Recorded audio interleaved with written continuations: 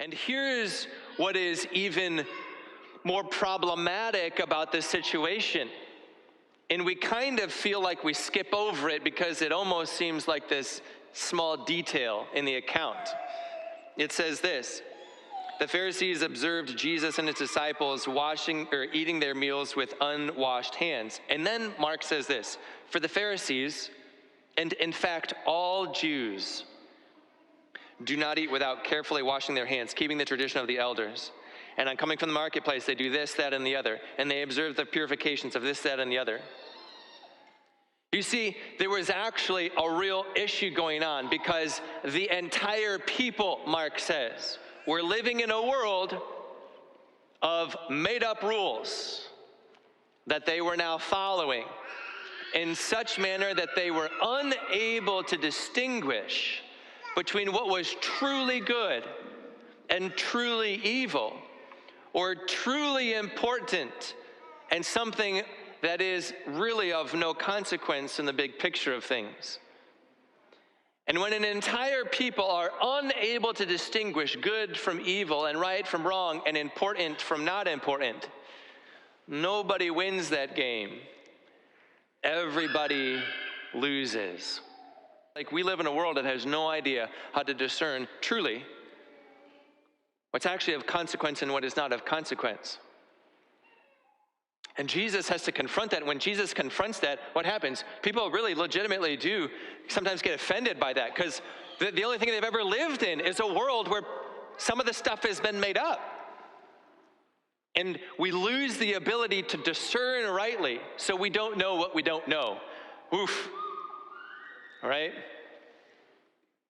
And truth be told, right, if we're being super honest, that isn't just true of the world we live in. I mean, that's true of our Christian life as well.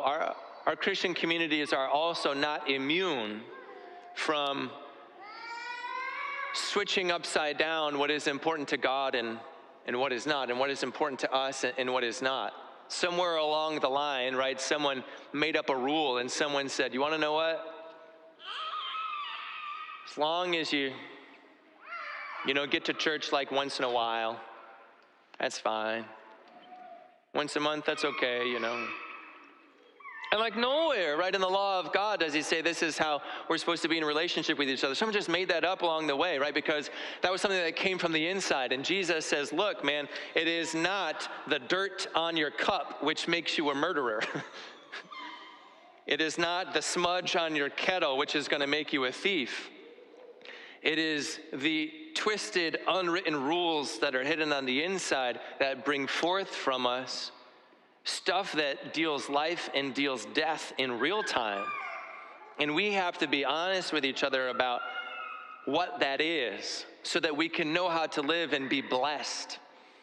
As it turns out, God is not a harsh ruler to us, right?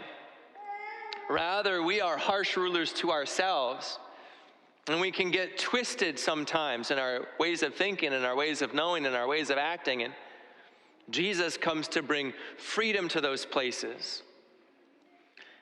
And every once in a while, right, we might be in a situation where when Jesus tries to bring freedom to some place in our life as an individual or as a people, it can sound weird or unnerving, or maybe even a little bit offensive or hard to hear. And the intent of Jesus is not to separate anybody or to make anybody feel bad. The intent of Jesus is to bring people into right relationship so that all the gifts that God wants to give, we can be ready to receive.